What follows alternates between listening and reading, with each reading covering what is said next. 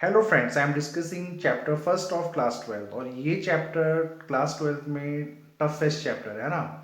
तो इसको बहुत आराम से समझिएगा। अभी मैंने सिर्फ इंट्रोडक्शन पार्ट यहाँ पे इंक्लूड किया है इस पूरे वीडियो में, और अगले लेक्चर में हम क्वेश्चंस लेंगे related. Okay, hello students, welcome back. So अब हम डिस्कस कर रहे हैं क्लास 12 का पहला chapter, that is relation and functions. ठीक है, तो रिलेशंस तो हमने क्लास 11th में भी पढ़ा है, तो उसी को थोड़ा रिकॉल कर लेते हैं सबसे पहले बेटा। ठीक है, तो सबसे पहले जो हमें ट्रबल होता था रिलेशंस को समझने में, तो वो होता था relation on a set. Normally क्या होता था, दो सेट्स पे ही रिलेशन आप देखते थे। जैसे एक सेट में 1 और 2 एलिमेंट हैं, दूसरे में ए और बी एलिमेंट है ना। तो नॉर्मली हम क्या करते थे, जो भी रिलेशन देखते थे वो जब आप इन दोनों का कार्टेशियन प्रोडक्ट करते थे तो रिलेशन हमेशा ना दो सेट्स में देखा जाता था, है ना। लेकिन क्लास 12th में ज़रूरी नहीं है आपके पास हर बार दो सेट्स ही इन्वॉल्व होंगे, तो आपके पास सिंगल सेट ही रहेगा मैक्सिमम क्वेश्चंस में। ठीक है, तो उसी चीज़ को क्लियर करने के लिए यहाँ क्या बोला गया है, relation on a set. A set का मतलब है यहाँ पे एक सिंगल सेट। ठीक है, अब ये एग्जैक्टली क्या होता है उसको हम देखते हैं। अगर एक सेट ए है जो कि नॉन एम्प्टी है, नॉन एम्प्टी सेट यानी उसमें कोई ना कोई एलिमेंट होंगे, जैसे कि मैं यहाँ पे एग्जांपल ले रहा हूँ, ये सेट ए है जिसमें 1 2 और 3 एलिमेंट्स हैं। ठीक है, कोई एक नॉन एम्प्टी सेट है 1 2 3, देन जो भी सबसेट होगा ए इंटू ए का, यानी ए इंटू ए का जो भी सबसेट बनेगा, जो भी सबसेट होगा वही रिलेशन होगा ऑन सेट ए। ठीक है, अब ये एग्जैक्टली क्या बोला जा रहा है इसको थोड़ा एक एग्जाम्पल के साथ कवर करते हैं। लेट्स सी, अगर आप ए क्रॉस ए करते, अगर आप इनका कार्टेशियन प्रोडक्ट करते, तो कार्टेशियन प्रोडक्ट आपको थोड़ा सा क्लियर होगा बेटा 11th क्लास से। तो 1 इंटू 1, 1 इंटू 2, 1 इंटू 3, ऐसा सबके साथ इंटू होता, तो ये ऑर्डर्ड पेयर में कन्वर्ट हो गए। 1 1 1 2 1 3 2 1 2 2 2 3 3 1 3 2 3 3, है ना। तो जब आपने कार्टेशियन प्रोडक्ट किया यानी ए क्रॉस ए किया, तो ये सारे ऑर्डर्ड पेयर आपके बने। अब वो क्या बोल रहा है, जो रिलेशन होगा ना किसी भी सेट पे, जो रिलेशन होगा किसी भी सेट पे, वो हमेशा सबसेट होगा इस ए इंटू ए का।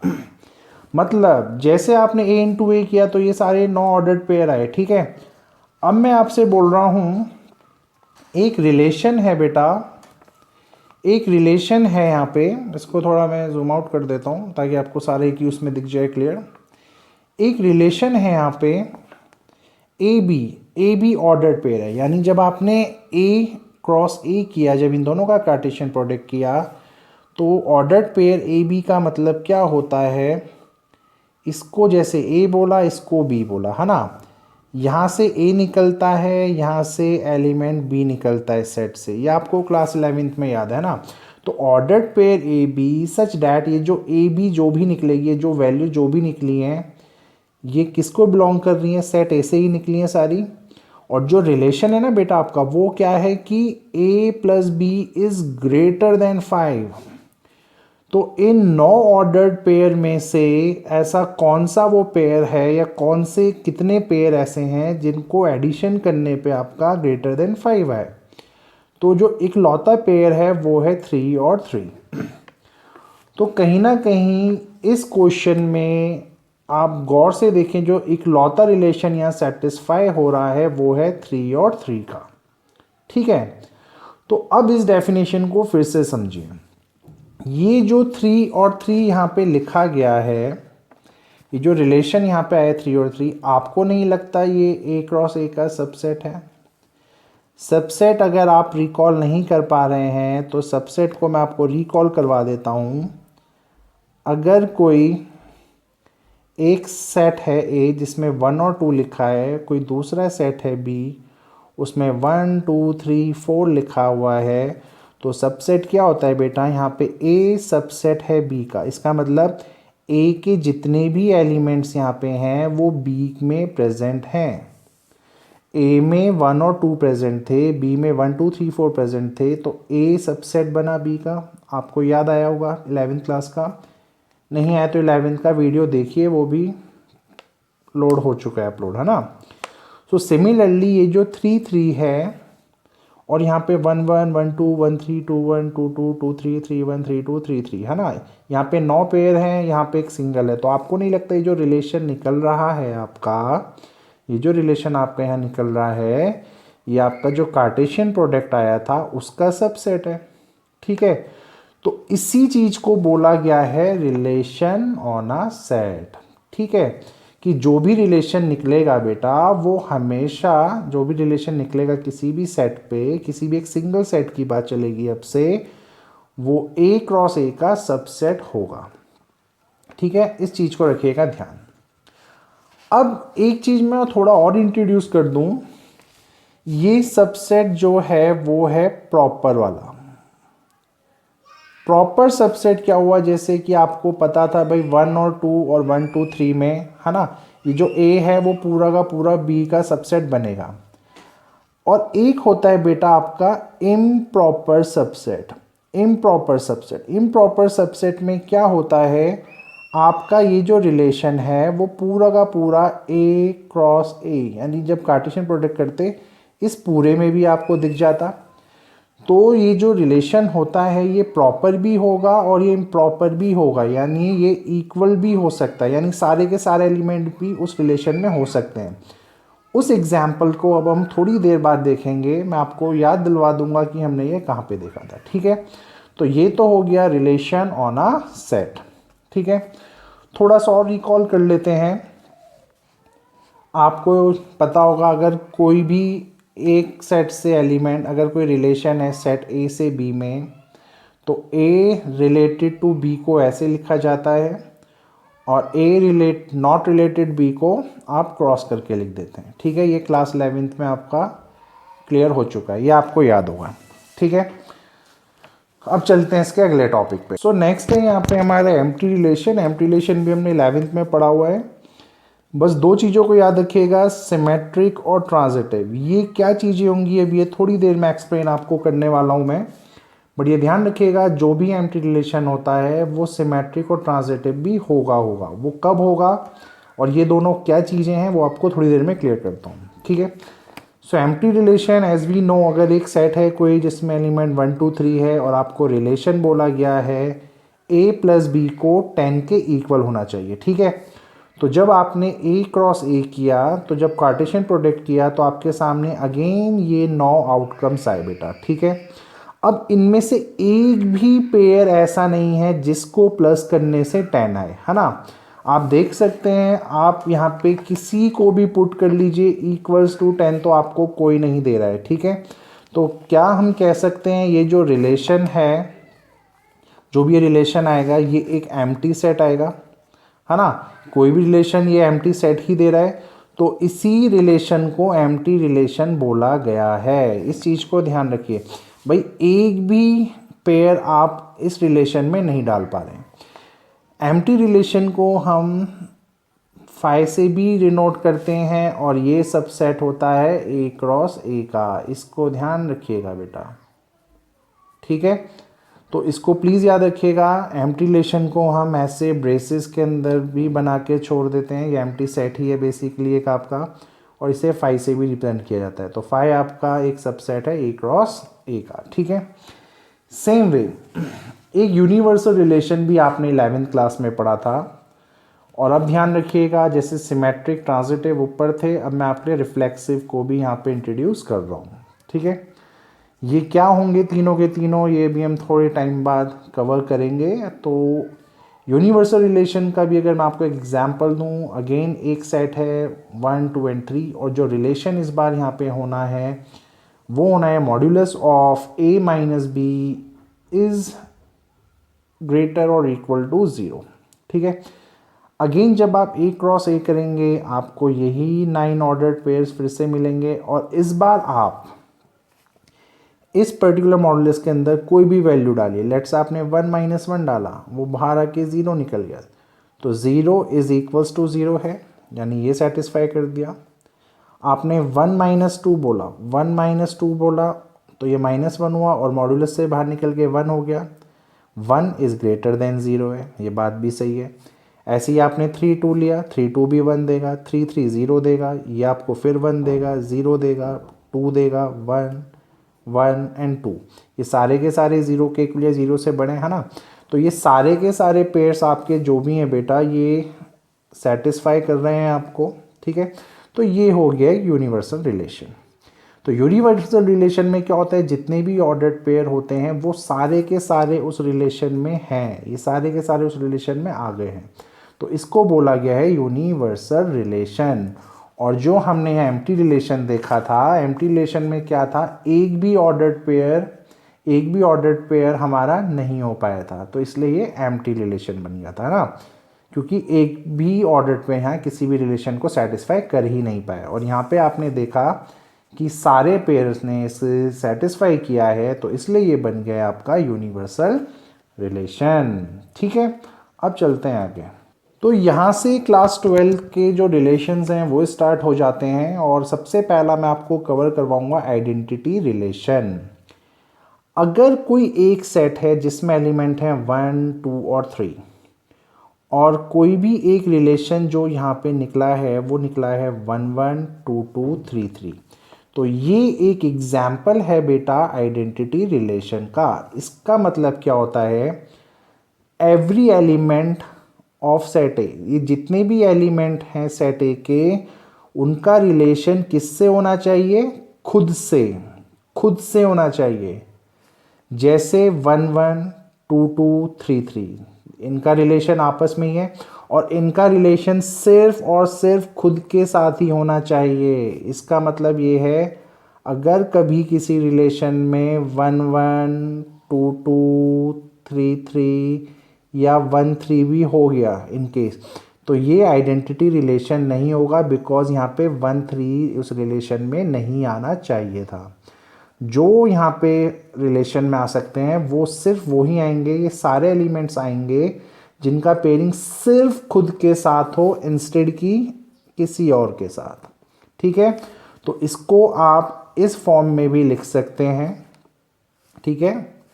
तो व्हेन योर ए और ए यानी ऑर्डर्ड पेयर में सिर्फ ए और ए ही आए हैं, और जहाँ पे जो ए निकला है वो सेट ए से ही निकला है, तो यहाँ तक तो कोई ट्रबल नहीं होना चाहिए। इनका जो रिलेशन होता है वो सिर्फ खुद के साथ होता है, तो इसको बोलते हैं बेटा आइडेंटिटी रिलेशन, ठीक है। देन आपके पास आएगा एक रिफ्लेक्सिव रिलेशन, और यहाँ से आप कह सकते हैं गेम असली स्टार्ट हुआ है, ठीक है। कोई भी रिलेशन किसी भी नॉन एम्प्टी सेट ए में अगर है तो वो रिफ्लेक्सिव तभी होगा अगर ए का रिलेशन ए से होगा, यानी A is related to A. Meaning क्या है इसका, एग्जाम्पल देखिए, कोई सेट ए है 1 2 3, ठीक है, और ध्यान रखिएगा एवरी एलिमेंट, इसका मतलब ये है सेट ए के जितने भी एलिमेंट होंगे उनका रिलेशन अपने साथ होना जरूर चाहिए। जैसे 1 1 हुआ, 2 2 का हुआ, 3 3 का रिलेशन हुआ, तो कैन वी से 2 इज रिलेटेड टू 2, तो A रिलेटेड टू A और 2 रिलेटेड टू 2, ये चीज़ समझ में आया आपको, ये मैंने क्यों लिखा है। अब मैंने वर्ड यूज़ किया है यहाँ फॉर ऑल यानी सारे के सारे, यानी 1 का 1 से हुआ, 2 का 2 से हुआ, 3 का 3 से हुआ, तो ये हो गया एक रिफ्लेक्सिव रिलेशन, ठीक है। अब आपको लग रहा होगा कि यार आइडेंटिटी रिलेशन और रिफ्लेक्सिव रिलेशन में डिफरेंस क्या है, तो वो डिफरेंस क्या है वो अब आप देखिए रिलेशन नंबर 2 में 1 1 2 2 3 3 2 1, ठीक है। अब बड़े गौर से सुनिएगा, रिफ्लेक्सिव रिलेशन क्या बोलता है कि जितने भी एलिमेंट्स हैं उनका रिलेशन यहाँ पे जरूर होना चाहिए। तो 1 1 2 2 3 3 यहाँ पे है, तो वो कंडीशन तो फुलफिल। अब यहाँ पे 2 1 भी आया है, तो 2 1 आने से रिफ्लेक्सिव रिलेशन को कोई फर्क नहीं पड़ता है। रिफ्लेक्सिव रिलेशन सिर्फ ये बोलता है कि जो भी एलिमेंट यहाँ सेट ए में थे उनका आपस में रिलेशन चाहिए उसको। अब उसके अलावा आप कितनी भी चीज़ें एक्स्ट्रा लिख दीजिए, उसको कोई मतलब नहीं है। उसको तो बस 1 1 2 2 3 3 चाहिए थे, वो से मिल गए, और उसके अलावा आपने कुछ भी लिखा है वो चलेगा, ठीक है। और वहीं पे आइडेंटिटी रिलेशन क्या बोलता था, आपने 1 1 2 2 3 3 लिखा, इसके अलावा अगर आपने कुछ और लिख दिया तो वो आइडेंटिटी रिलेशन नहीं हो पाएगा। यहाँ पे वर्ड यूज था सिर्फ ओनली, सिर्फ 1 1 2 2 3 3 ही आ सकते थे, और यहाँ पे रिफ्लेक्सिव में 1 1 2 2 3 3 आने के बाद आपके रिलेशन में कुछ भी लिखा हो कोई फर्क नहीं पड़ता है, वो रिफ्लेक्सिव रिलेशन बन जाता है, ठीक है। रिलेशन नंबर 3, 1 1 है, 2 2 है, 3 1 है, क्या ये रिफ्लेक्सिव होगा? Your answer is no. Reflexive क्यों नहीं होगा बेटा? बिकॉज 1 1 है, 2 2 है, 3 1 है, लेकिन यहाँ पे 3 रिलेटेड टू 3 भी होना चाहिए था, यानी यहाँ पे 3 और 3 को भी होना चाहिए था, जो कि है मिसिंग, ठीक है। इस बात को ध्यान रखेंगे आप। अच्छा, अब एक चीज़ बड़े गौर से सुनिएगा, सबसे इंपॉर्टेंट चीज़, पीछे एक एम्प्टी रिलेशन आया था। एम्प्टी रिलेशन जो होता है वो रिफ्लेक्सिव नहीं होता। क्यों? क्योंकि एम्प्टी रिलेशन क्या होता है, कुछ भी नहीं होता है इसके अंदर। और रिफ्लेक्सिव क्या बोलता है, हर एलिमेंट का रिलेशन उसी एलिमेंट से होना चाहिए। अब यहाँ पे जब कोई एलिमेंट ही नहीं है, अगर यहाँ पे कोई एलिमेंट ही नहीं है बेटा, तो आप किसका रिलेशन किसके साथ करवाएंगे? आप किसी का रिलेशन करवा ही नहीं सकते, सिंपल सी बात है। फिर सुनिए, एम्प्टी रिलेशन में जब कोई एलिमेंट ही नहीं है तो कोई भी एलिमेंट खुद से वो कैसे रिलेट कर जाएगा? जब एम्प्टी रिलेशन में कोई यहाँ पे एलिमेंट ही नहीं है तो वो कैसे किसी से रिलेट हो जाएगा? तो इसी वजह से रिफ्लेक्सिव रिलेशन में अगर आप एम्प्टी रिलेशन का कोई लिंक ढूंढें तो डैट इज़ नॉट पॉसिबल, ठीक है। याद आया आपको? मैंने आपको पीछे लिखवाया था बेटा, ये देख सकते हैं हम यहाँ पे। मैंने यहाँ पे सिर्फ सिमेट्रिक और ट्रांजिटिव बोला, मैंने यहाँ रिफ्लेक्सिव नहीं लिखा था, यानी एम्प्टी रिलेशन रिफ्लेक्सिव का पार्ट नहीं है, ठीक है। वहीं पे यूनिवर्सल रिलेशन रिफ्लेक्सिव का पार्ट क्यों होता है? बिकॉज यू कैन सी आपके सारे पेयर यहाँ पे आ रहे थे, इसका मतलब ये जो रिलेशन था आपका वो a इंटू ए में था, ये सारा का सारा था, तो उसमें 1 1 आ रहा है, उसमें 2 2 आ रहा है और 3 3 आ रहा है, तो रिफ्लेक्सिव तो ये हो गया। अब बाकी चाहे कितने भी एक्स्ट्रा हैं, इट डजेंट मैटर, ठीक है। तो यूनिवर्सल रिलेशन रिफ्लेक्सिव होता है, ठीक है। यूनिवर्सल रिलेशन आइडेंटिटी रिलेशन नहीं होता है, रिफ्लेक्सिव होता है, जस्ट रिफ्लेक्सिव, क्योंकि यहाँ जो उसको चाहिए थे वो उसे मिल गए, आपने एक्स्ट्रा भी कुछ लिखा है तो कोई फर्क नहीं पड़ता है, ठीक है बेटा। चलिए अब इसमें देखते हैं अगला relation, symmetric relation. Symmetric relation आपको क्या बोलता है, अगर कोई एलिमेंट ए बी से रिलेटेड है तो डेफिनेटली बी का रिलेशन ए से होना चाहिए, ठीक है। If A B is related to a relation R, यानी अगर ए बी एक रिलेशन आर में बिलोंग कर रहे हैं तो देन बी ए को भी होना पड़ेगा। अब इसका मीनिंग क्या है उसको थोड़ा गौर से देखते हैं। यहाँ पे ये एक सेट है ए जिसके एलिमेंट्स हैं 1 2 एंड 3। अगर मैंने कोई रिलेशन दिया, अगर कोई रिलेशन आया 2 1 और 1 2, तो you can see 2 is related to 1 अगर है तो यहाँ पे 1 रिलेटेड टू भी तो है, यानी अगर A रिलेटेड टू B है तो B रिलेटेड टू ए भी तो है ना यार।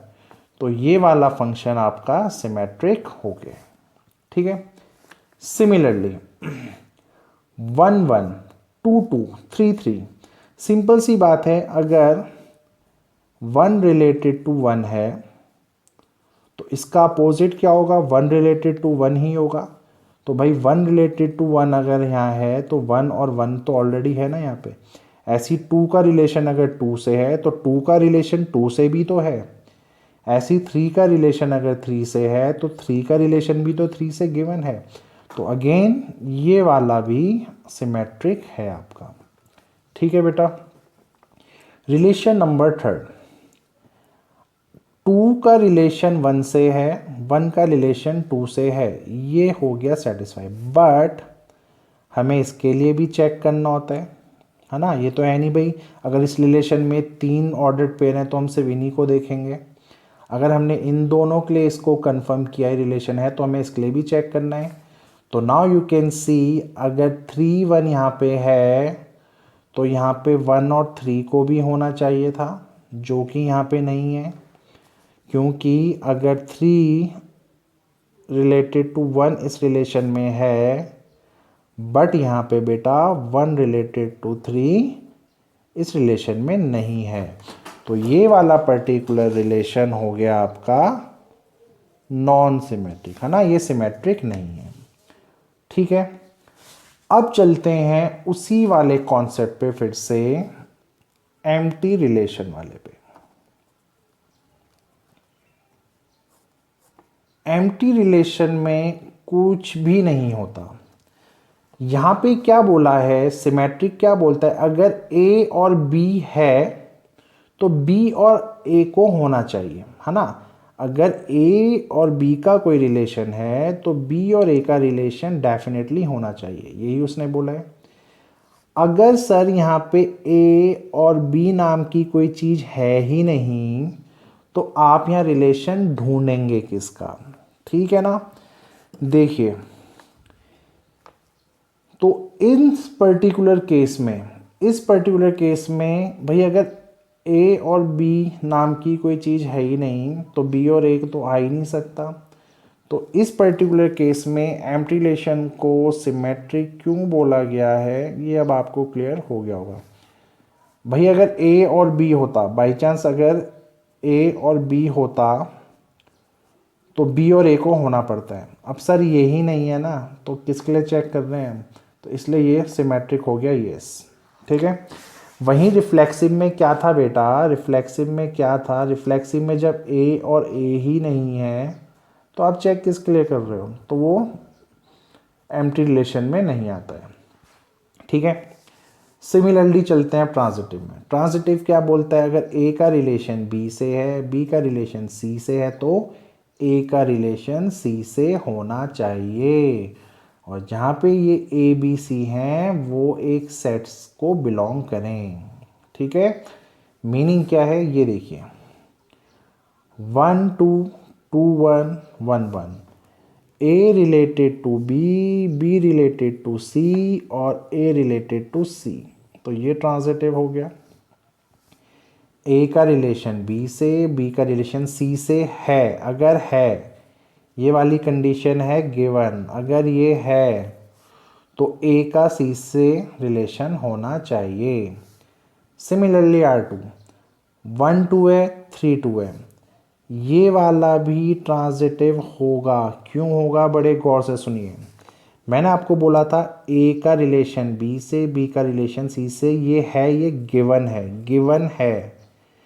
अगर 1 का रिलेशन 2 से है तो 3 का रिलेशन 2 से, ये आपको कहाँ गिवन है। अगर आपको यहाँ ए और बी गिवन है बाय चांस, तो ये बी और सी तो नहीं है बेटा। जब आपको किसी रिलेशन में इस फॉर्म में चीज़ मिली ही नहीं, अगर ऐसी फॉर्म में चीज़ नहीं मिल रही है तो भी ट्रांजिटिव रिलेशन होता है। बहुत गौर से सुनिए, इस चीज़ को मैं आपके लिए एक्सप्लेन कर देता हूँ। ट्रांजिटिव रिलेशन देखिए वो क्या बोलता है, अगर ए और बी किसी रिलेशन में है और बी और सी भी उस रिलेशन में हैं मतलब दे आर ऑलरेडी प्रेजेंट, तो ये ट्रांजिटिव तब होगा जब ए और सी का रिलेशन हो। ठीक है। मैं आपसे कह रहा हूँ अगर ए रिलेटेड टू बी है बट बी रिलेटेड टू सी ही नहीं है, तब भी ये रिलेशन ट्रांजिटिव होता है। प्लीज़ इसको रखिएगा याद। ठीक है। तो यहाँ से फिर से सुनिए बहुत गौर से, 1 2 है, ए बी है, लेकिन बी और सी तो नहीं है ना यार, यानी यहाँ पे 2 और समथिंग तो नहीं है ना। अगर यहाँ 2 और समथिंग होता तो वो बी और सी की वैल्यू लेता और तब हम चेक करते। जब ए बी और बी सी की फॉर्म में ही रिलेशन नहीं है तब भी ये ट्रांजिटिव होगा ही होगा। इस प्रॉपर्टी को आप सर्कल मार लीजिए और बहुत गौर से देखिएगा, इसको हम आगे कई क्वेश्चन डिस्कस करेंगे इसके ऊपर। Similarly A related to A, let's say this is A, B and this is nothing। ये भी आपको 2 और 2 अलग दिख रहा है, इसको बाई चांस C और D बोल दीजिए, इसको E और F बोल दीजिए, है ना। ये सारे के सारे अलग अलग एलिमेंट्स हैं। तो या आप इसको चलिए, वैसे तो A B B C C है, लेकिन अगर मैं ट्रांजिटिव की फॉर्म में देखूं, अगर 1 और 1 है तो उसका रिलेशन किसी 1 और किसी डिफरेंट नंबर के साथ होना चाहिए था। Again you can see A B तो है लेकिन बी सी अगेन यहाँ पे नहीं है, तो ये वाला फंक्शन भी ट्रांजिटिव बनेगा उसी प्रॉपर्टी से। सिमिलरली रिलेशन 4, ए बी यानी 1 2 है, 2 1 है, तो आंसर आने के लिए यहाँ पे 1 1 होना चाहिए था, जो कि यहाँ पे 3 2 है, तो यहाँ पे 1 और 1 मिसिंग है, तो इस वजह से ये ट्रांजिटिव नहीं हो पाया। ठीक है, आई थिंक आपको ये चीज़ें क्लियर होगा। और अब फिर से देख लीजिए, एक बार फिर सुन लीजिए यहाँ चल क्या रहा है। सुनिए, सिमेट्रिक और ट्रांजिटिव, सिमेट्रिक और ट्रांजिटिव में जो बहुत इंपॉर्टेंट चीज़ है वो फिर से सुनिएगा। मैंने बोला 1 2 है और यहाँ पे 2 1 है, तो ये सिमेट्रिक होगा। ठीक है, मैंने आपसे बोला बेटा मेरे इस सेट में 1 2 है, सिर्फ 1 2 बोला है ना, और कोई भी नहीं है, तो ये सिमेट्रिक नहीं होगा सर। ठीक है, क्योंकि आइडियली सिमेट्रिक होने के लिए यहाँ पे 2 1 भी चाहिए था। मैंने बोला मेरे इस सेट में कोई है ही नहीं। अरे सर जब कुछ है ही नहीं, जब सर कुछ है ही नहीं, ये चीज़ अगर है ही नहीं तो इसका अगर मैं रिवर्स कर दूं तो फिर मैं किसके लिए चेक कर रहा हूँ, फिर मैं चेक किसी के लिए नहीं कर सकता, तो इसका मतलब ये भी सिमेट्रिक होगा। तो ध्यान रखना एम्प्टी रिलेशन सिमेट्रिक होता है। सिमिलरली सर अगर ये 1 2 है, ये यहाँ पे 2 3 है और यहाँ पे 1 3 है ना, जैसे 1 2 फिर 2 3 और 1 3, तो 1 3 का रिलेशन होना चाहिए था, तो ये ट्रांजिटिव है। दूसरा एग्जाम्पल मैंने आपको दिया 1 1 2 2 3 3। आपने बोला सर ए बी की फॉर्म तो चलो दिख रही है 1 1, अगला नंबर अगर 1 2 होता तो यहाँ पे 1 और 2 एक और होता, जैसे आपका 1 1 का रिलेशन है, जैसे ये ए हुआ, ये बी हुआ, ये बी हुआ, ये सी हुआ, तो यहाँ पे ए सी का होना चाहिए था, ए सी का मतलब 1 2 होना चाहिए था, तो ये ऑलरेडी है यहाँ पे। तो अगर कोई आपका रिलेशन 1 1 और 1 2 का होता तो ये ट्रांजिटिव होता। क्यों होता फिर सुनिए, ये ए है, ये बी है और ये बी है, ये सी है, तो यहाँ ए सी का रिलेशन होना चाहिए था, यानी 1 2 होना चाहिए था, तो 1 2 तो ऑलरेडी लिखा हुआ है यहाँ पे। ठीक है, तो ये आपका ट्रांजिटिव होता। इस केस में जब ए बी है और बी सी की कोई फॉर्म लिखी ही नहीं तो भी ये ट्रांजिटिव होगा, बिकॉज आपसे बोला गया है बेटा कि ये कंडीशन गिवन होनी चाहिए। ठीक है, तो इस तरीके से ये था हमारा थ्योरेटिकल पार्ट। लेक्चर नंबर 2 में हम इसके क्वेश्चंस देखेंगे। ठीक है, आई होप अगर आपको कोई चीज़ क्लियर नहीं होगा तो कमेंट सेक्शन में आप दीजिएगा, again I will explain it. Thank you.